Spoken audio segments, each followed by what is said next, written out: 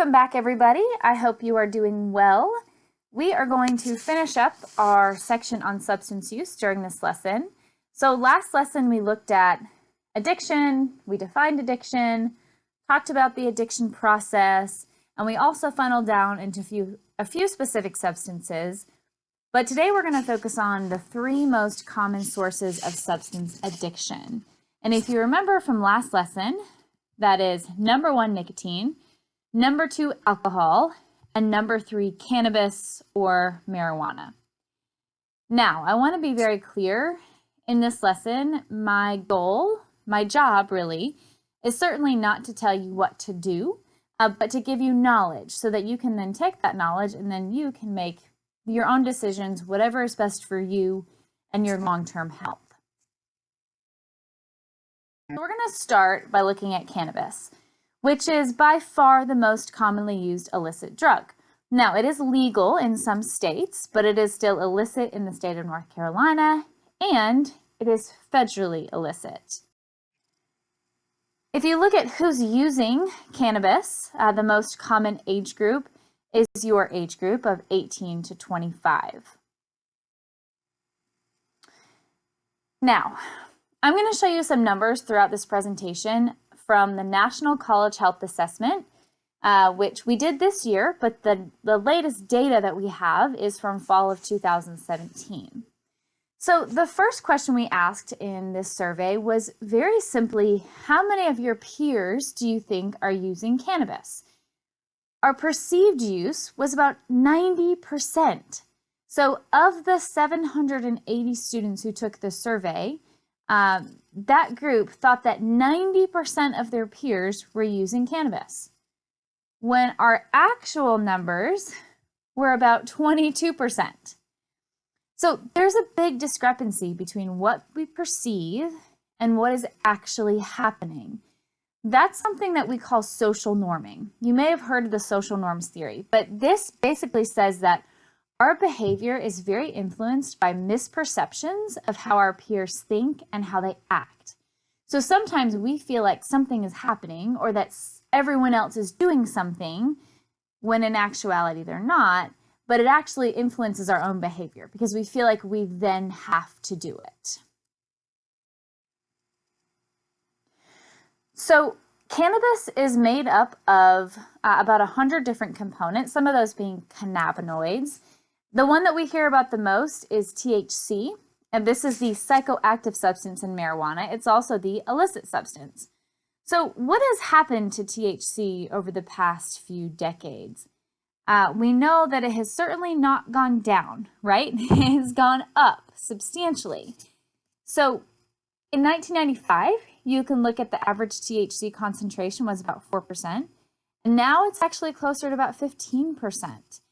Some forms can be much, much higher than that, up to 80%. The percent THC is actually the key to determining the high because it's really the potency of the THC. Now, THC is not the only cannabinoid, right? One we hear a lot about is CBD. You can see, though, that CBD, which is the non-psychoactive substance, it's the one people often use to treat anxiety, actually is staying pretty steady. We're not really seeing an increase in CBD content, we're just seeing an increase in THC. So it's clear that there's a purpose behind this because that's the psychoactive ingredient. Now, we talked about routes of administration of drugs in the last lesson. So I want to talk about inhaled marijuana versus ingested marijuana. This is an example where how you take a drug really does matter in the way that it affects you. So inhaled marijuana. So it's smoked or it's vaped, it's going to travel directly to the brain. You're going to feel the effects pretty quickly, and they're also going to dissipate pretty quickly. So it's easier to what we would call self-regulate, right? You know how it's going to make you feel, you can stop. Ingested marijuana, though, that's not necessarily the case. When you use edible marijuana, it has to pass through the stomach, it has to be metabolized by the liver, so that takes some time. So it might take 30 minutes, an hour, 2 hours before the effects actually start to kick in. So what happens? The person thinks, oh man, I just ate that brownie and it's not working, so let me take some more. What's going to happen? You're going to have a really, really compounded effect, which might present itself in psychotic episodes or hallucinations or paranoia or panic attacks. And these things can actually linger for a really long time. THC takes a long time to metabolize out of the body. It kind of comes in and sets up shop in your fat cells, and it just kind of stays there. You can actually feel the effects for 2 to 3 days after the last use. That might be reduced coordination, difficulty concentrating, or reduced depth perception. I wonder if any of you know how long it shows up on a drug test. Think for a second. What do you have as a perception of that? So it's kind of a tricky answer, right? Because it depends on how often you use. So it's not going to show up very long in a blood test or a saliva test, so that's not very often used. But a urine test, if you're just a one-time user, about 13 days. A regular user, up to 45 days. If you're a heavy user on a daily basis, it can actually stay in a urine sample for up to 90 days. A hair analysis, it can stay in for up to 90 days as well. So the short-term health effects of cannabis: slowed reaction time, problems with balance and coordination. We talked about some of that psychosis and anxiety, hallucinations, increased appetite.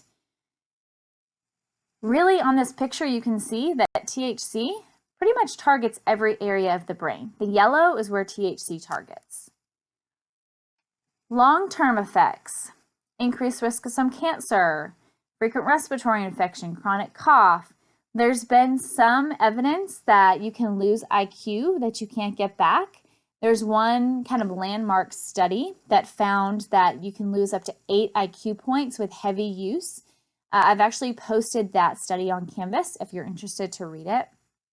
But the mental health problems, this one is really concerning.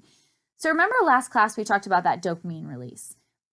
So any euphoric drug releases dopamine, and that changes your pleasure center. Cannabis does the same thing. So your neurotransmitters can be rewired and can permanently affect the way that you concentrate or the way that you experience joy or your memory and your mood. So keep in mind, your brain is not done forming until you're about 25. So be very, very careful of things that can permanently change your brain structure. So the bottom line is that cannabis actually is addictive. We talked about the definition of addiction last class. You can develop a tolerance, you can become dependent, you can have withdrawal. So by definition, it is addictive. Certainly those numbers go up depending on how often you use, the age that you started using. So not everybody will become addicted, but there certainly is a potential. These are numbers for cannabis use disorder, and like we saw in that very first slide, they equal about 4 million Americans. This is the criteria for cannabis use disorder. I'm not going to read through all of this, but pause the video for just a second. Take a look through this. So at least 2 of the following symptoms within a 12-month period could indicate a cannabis use disorder.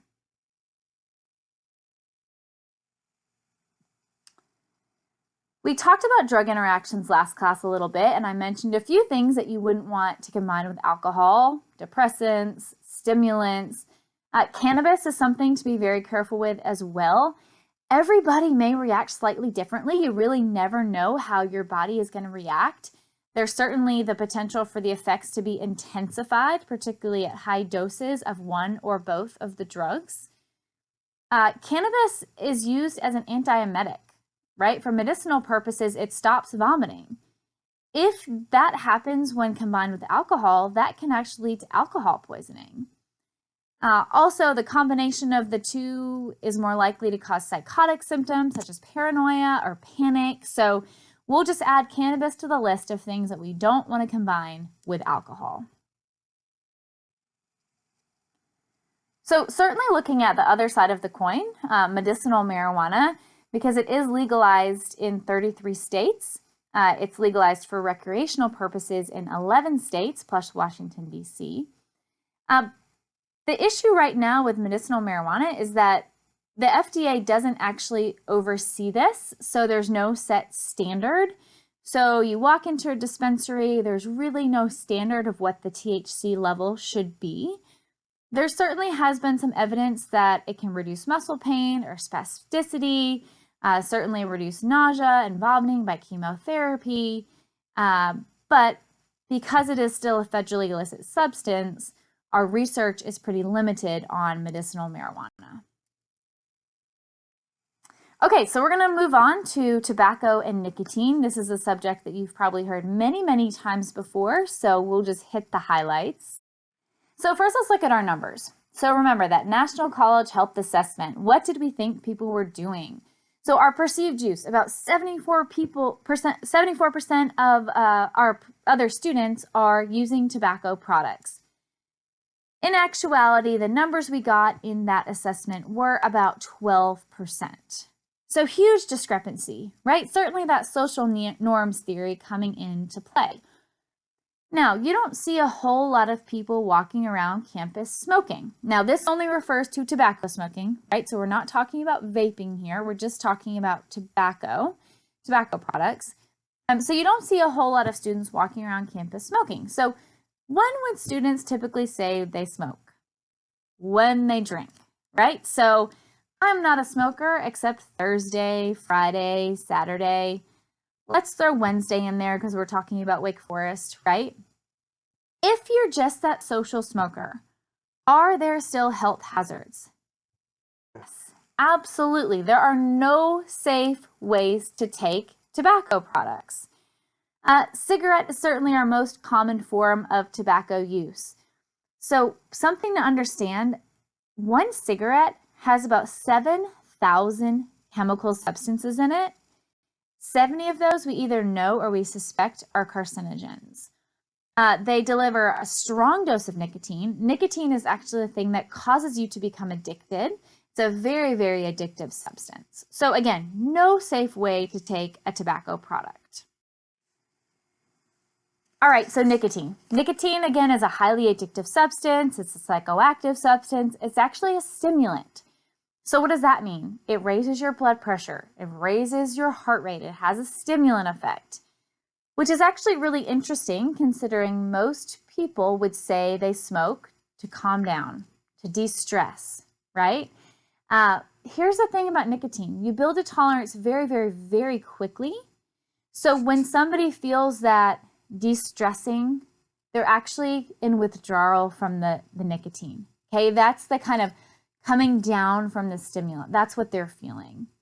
We know that nicotine changes the way the brain develops, particularly the parts of the brain that control attention, learning, mood, and impulse control. So it's very crucial to be very careful of nicotine use before your brain is fully developed. Once again, that happens about around age 25. Carbon monoxide, that's just one of the deadly gases you'll find in a cigarette. So it comes in, it binds with a red blood cell. Of course, if it binds, then oxygen cannot. So the oxygen carrying capacity of the red blood cells is reduced. That is what is partly responsible for the increase in cardiovascular disease in smokers. Now, lastly, you've got tar. We've all heard of tar, right? So this is a carcinogen. It's this particulate matter that comes in the lungs anytime you smoke a cigarette. Now, in a non-smoker's lungs, we have these little finger-like projections called cilia. What cilia do is actually clear out any foreign bodies that come into the lungs. They do a really good job of keeping the lungs clear. Well, nicotine actually paralyzes cilia temporarily, right? Not long-term, but when nicotine is present in the lungs, cilia is not able to clear out the tar, and so the lung actually starts to look like this. So if you look at all that black on the tobacco smoker's lung, that's tar that's gotten ingrained in the lung. Now, the health hazards of tobacco products. This I don't even need to tell you, right? You've been told this since you were a little kid. It increases the risk of heart disease and respiratory disorders like chronic bronchitis and emphysema. Secondhand smoke itself can be a carcinogen. There's no health benefits whatsoever to a tobacco product. In fact, here's a pretty interesting thing to think about. Tobacco use is considered the single most important man-made cause of cancer that can be avoided. Okay, so lung cancer is our #1 cancer killer in this country. But tobacco use can also be associated with larynx cancer and esophagus cancer, neck cancer. So it's not just lung cancer. Let me get a little bit more dramatic here. Tobacco kills more Americans annually than AIDS, alcohol, cocaine, heroin, homicides, suicides, car accident, and fires combined. Okay, there are no health benefits whatsoever to tobacco products. Here's the good news. If somebody can actually stop smoking, the body can repair itself, right? Our bodies are really smart. So within 20 minutes after that last cigarette, blood pressure drops, pulse rate drops, right? That stimulant's wearing off. If someone can stay smoke-free for 1 year, their risk of heart disease is about half of that of a smoker. If they can stay smoke-free for 10 years, lung cancer death rates are similar to a non-smoker. How about 15 years? Heart disease rates are similar to a non-smoker. So that's the good news. If someone can actually quit, which is difficult to do, but if they can, the body can repair itself. Now, let's talk about something that's maybe a little bit more relevant to you as college students, which is vaping, e-cigarette use. So our perceived use in the fall of 2017 was about 83%. So we thought that most of our peers were vaping. Now, 2 years ago, our actual numbers were about 19%. Again, this survey was just given in January of this year, so I'm curious to see what our numbers will come back like. It's pretty consistent with college students in general. So you can see that 2018, about 21% of college students had tried vaping. So what is an e-cigarette? So first of all, we have to understand that it does not contain tobacco. So the health hazards of tobacco, those are eliminated, right? But there's still the strong dose of nicotine. We already talked about the effects of nicotine on the brain. They have a really, really strong dose of nicotine. Some research shows that they might be a gateway to cigarettes. So someone who actually starts using e-cigarettes may actually transition to actual cigarettes. Now, these were created in 2006 for people to quit smoking as a smoking cessation tool. So if someone smokes cigarettes and they move to an e-cigarette, yeah, there's certainly less health hazards there. We don't fully know the health hazards, though, of these on their own. They haven't been around long enough for us to have great longitudinal research. They've only been under the jurisdiction of the FDA since 2016. So we have to be very, very, very cautious because we just don't know the full extent of the health hazards yet. So I'm sure you're all well aware of the reporting of lung illness associated with e-cigarette products, and this really started to come to light last September. So here was the first map that we saw from the CDC, September of last year. So there were 450 potential cases of lung illness in 33 states associated with e-cigarette products. Well, fast forward to the next update was in end of September, we had 530 cases. In November, there were over 2,000 cases. End of January, 2,700 cases. The latest update we have is 2,800 cases in 50 states, and 60 people have died from this lung illness associated with e-cigarette products. Now, we certainly saw this spike end of last year, and we're seeing it plateau And the CDC says this is probably because of increased public awareness of the risks associated with some of these products.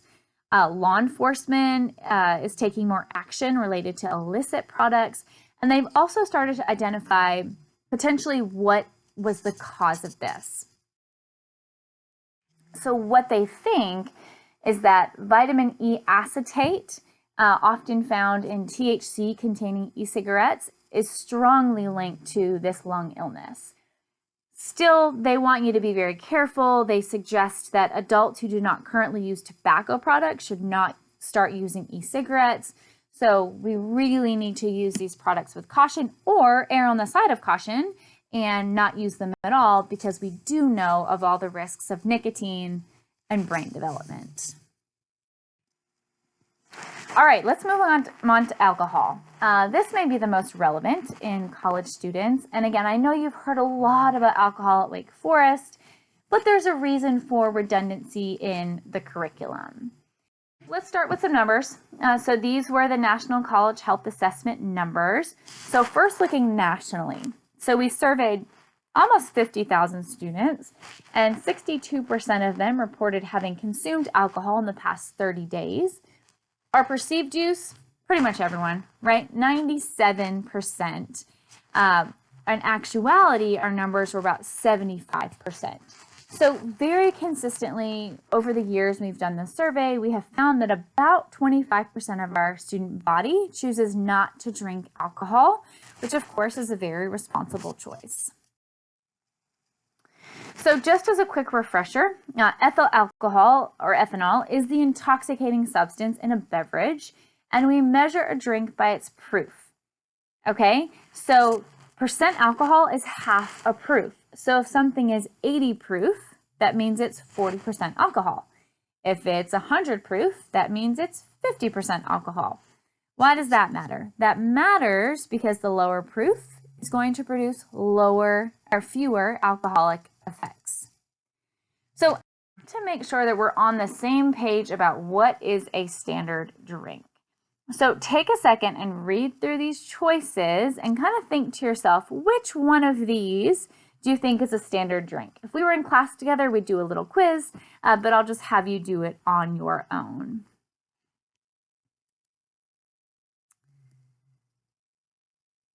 Okay, so if you said number 5, 1 and 2, you are correct.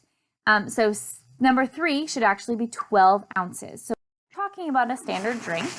We're talking about 12 ounces of beer at 5% alcohol, 5 ounces of wine at 12% alcohol, and 1.5 ounces of 80 proof liquor. Okay, so all 3 of those beverages are a standard drink because they all contain the same amount of pure alcohol. Now, why does that matter? Why do you want to know what a standard drink is? Well, you have to know what you're drinking in order to know how it's going to affect you.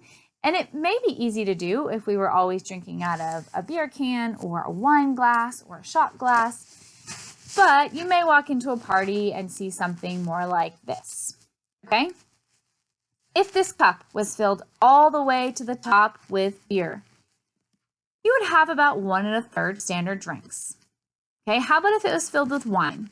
Depending on the percent alcohol, you'd have 3 to 4 standard drinks. If it was filled with some kind of party punch, filled with who knows what kind of liquor, right? You may actually have 10 drinks in one cup, depending on what that punch is made from. So again, you have to know what you're drinking in order to know how it's going to affect you. The liver can metabolize 1 standard drink per hour, okay, and only 1 standard drink per hour. Everything else hangs out in the bloodstream and increases the blood alcohol concentration. So it's important to understand that the liver can only metabolize 1 standard drink per hour. Now, here's an example. It's going to seem like an extreme example, but just to see the difference, let's say you were to chug this pint of beer, and then you were to chug this pint of bourbon, okay? So over here, this whiskey, that pint is about 11 standard drinks. So what's going to happen? Your blood alcohol concentration is going to be extremely different. So maybe you're chugging the same volume, but the amount of alcohol is extremely different. So you need to know how much alcohol that you're consuming, because the end result of your blood alcohol concentration is going to be very, very different. Now, high-risk drinking, we also call binge drinking, is defined, you can see in bold, for men as consuming 5 or more drinks in about 2 hours, for women consuming 4 or more drinks in 2 hours. So when we did that National College Health Assessment, about 46% of our students reported binge drinking, which is higher than the national average of 30%. Binge drinking is a pattern of drinking that brings your blood alcohol concentration up to about a 0.08. Okay, that's when you're always impaired.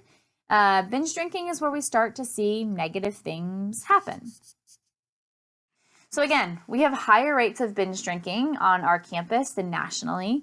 We also see more negative effects.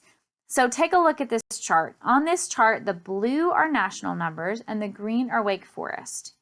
So these are the negative effects of alcohol use. So because of alcohol use, we have more things we later regretted than national average. We have more students who are reporting blackouts, more students who are having unprotected sex because of alcohol use, and more students who are being physically injured. So more binge drinking and more negative effects. Let me just define a blackout for you real quick, because sometimes in class I say that and students think passing out.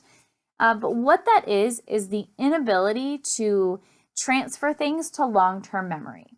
So at this point, you're still walking, you're still talking, maybe driving, hopefully not, but you're typically at a BAC of about 0.1 to 0.2. So sensory information still coming in. You can still encode that to your short-term memory, so maybe you'll remember it in the next 5 minutes, but you have no ability to transfer it to long-term memory, so the next day, you'll have no recollection. So what's the big deal? You're in college, people drink, it's what we do, it's just, it's fun. Well, here's the thing. We can probably all agree that what happens in college is alcohol abuse. It's too much, it's too often. It may interfere with work or home or school, and maybe you're putting yourself in a hazardous situation. But typically we say abuse, that's a short-term problem. Well, here's the thing. There's a very fine line between abuse and dependence. Dependence is that inability to quit. It's building a tolerance. It's drinking more than you intended to. It's drinking no matter the consequences, right? It's very easy to cross that line to dependence, and it's very, very difficult to go back. I want to just show you a questionnaire that's often used to identify alcohol use disorder. And I just want you to read through these questions. Just take a second to read through these questions and respond honestly to yourself. Please know this is not diagnostic. This is just for you to do some self-reflection. So pause the video if you need and take a look at this questionnaire. So I think it's important to understand that this is a time that we're in right now that's very stressful, that you might feel isolated. It may lead to increased drinking and or cannabis use. And also know that there are still resources on campus available to help you. You'll see an email in the lower right corner, basics@wfu.edu. They are now offering video sessions if you need some support, if you're concerned about your drinking habits or your cannabis use. Don't hesitate to reach out to the resources that are still available to you, even remotely, at Wake Forest. So let's spend just a couple minutes talking about the health effects of alcohol use. It's important to understand that alcohol is absorbed either through the stomach lining, but mostly through the small intestine. So it's absorbed into your bloodstream and it can circulate throughout your entire body in about 90 seconds. Your cells are actually very permeable to alcohol. So it affects really every area of your body, and you're going to read about a lot of that through the Healthy Choices project that you do. Now, there's lots of things that influence alcohol absorption. And again, your project will touch on some of those, but I want to mention a couple of them. One is the concentration of the drink. It is important to understand that a higher concentrated drink is going to cause a quicker spike in your blood alcohol concentration. Okay, so something like liquor is going to be absorbed more quickly than something like beer or wine. Now, what does that matter? You're going to have more effects more quickly. Now, at Wake Forest, historically, we have averaged about 12 hospitalizations a month because of alcohol use. The vast majority of those, 99% of those, are due to liquor, right? Someone's drinking the punch. They don't really know what they're drinking. So it's really important to be careful of what you're drinking and know what you're drinking. Let me also mention food in the stomach. Food in the stomach will slow the absorption of alcohol. Now, often when I ask students in class what kind of food, they'll say things like carbs or bread. That's a myth. The most effective at slowing the absorption are going to be things that are higher in protein and fat. So think cheese, right? Fried food. I'm not typically an advocate of fried food, but something like Chick-fil-A, that fried chicken, may actually help to slow the absorption of alcohol. So alcohol is a toxin. It has to be neutralized and eliminated from the body. The liver is your primary organ responsible for doing this. So it metabolizes the alcohol and reduces BAC at about 1 drink per hour, or a BAC of about 0.015 per hour. So it doesn't detoxify very quickly. This is important to understand. Let's take a look at this. Let's say that you're at a party and you're at a point 2, you're blackout drunk at 2 a.m. Okay? So maybe you go to sleep and you wake up and you're ready to drive back to campus or wherever you are. It's 8 a.m. Well, you're still at a 0.1. Okay, you're still at a BAC of a 0.1. You are not fully sober until 4 p.m. the next day. Right, so just keep in mind, the only thing to lower your BAC is time, and it actually takes a pretty long time, or 0.015 per hour. The higher your BAC goes, the more effects you're going to see. Again, at 0.08, you're always impaired. 0.08 is the legal driving limit in 49 of 50 states. Utah is actually 0.05.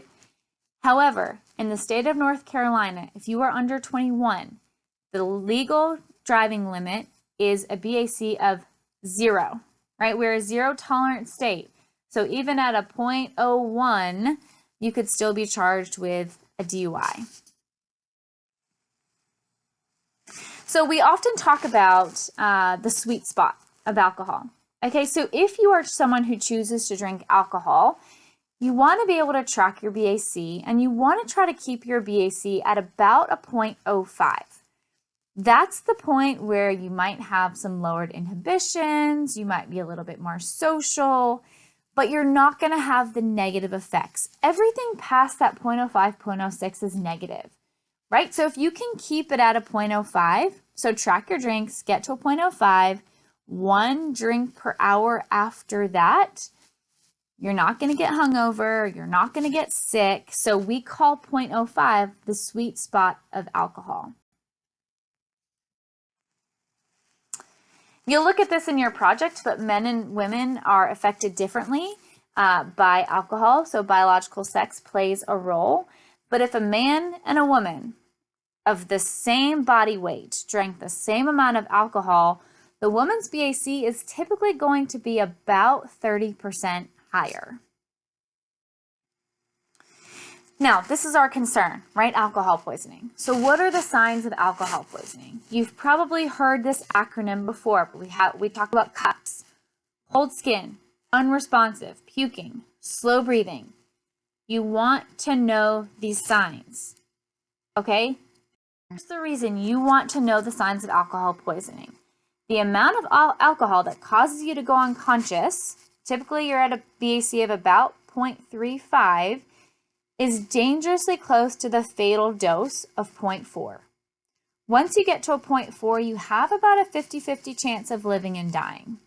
Okay, so we need to know the signs of alcohol. If you see those signs, don't leave the person alone. Don't put them in the shower. Don't try to get them to eat. Don't let them sleep it off. Don't prop them up on a backpack, right? You want to call immediately. So if you are on campus or right now, if you're at home, the best number to call is very simply 911. If you call 911, even if you're on campus, that'll activate Forsyth County EMTs, who are going to activate the Wake Forest EMTs, and they will get you very, very quickly. I know sometimes we're afraid to call because maybe we've been drinking too, and we want to protect ourselves or protect our friend, but that's why we have things in place like medical amnesty. You can read that policy on the Student Code of Conduct. It's a very, very thorough policy, but it's important to understand that it's done on a case-by-case basis, and it's granted through the Dean of Students' office. But the message they want to get across is that they want to give medical amnesty, right? They want you to do the right thing. They want you to call for help. If you are exhibiting help-seeking behavior for yourself or someone else, that may be a situation where it's granted. And again, they want as much as possible to give medical amnesty. Now, the positive health effects. We hear about this. Alcohol in moderation is good for us, right? Well, we're not sure. Okay, the jury is still out. It might reduce death from cardiac disease. It might reduce type 2 diabetes. There's really no conclusive evidence that red wine actually has anti-cancer properties, but moderation really is the key. 1 drink a day for women, 2 drinks a day for men, no more than 7 drinks a week for women or 14 drinks a week for men. That is moderation. Here's the thing. Doctors don't know if these health effects actually come from alcohol or if they're because light drinkers actually make other good lifestyle choices. So point being, if you don't drink, certainly don't start drinking for the health benefits because the jury is definitely still out. Let me end with our resources. I already told you a little bit about some resources that are currently available, but keep in mind Student Health and the Counseling Center, both still working remotely. And then you have your emergency rooms when you're back on campus.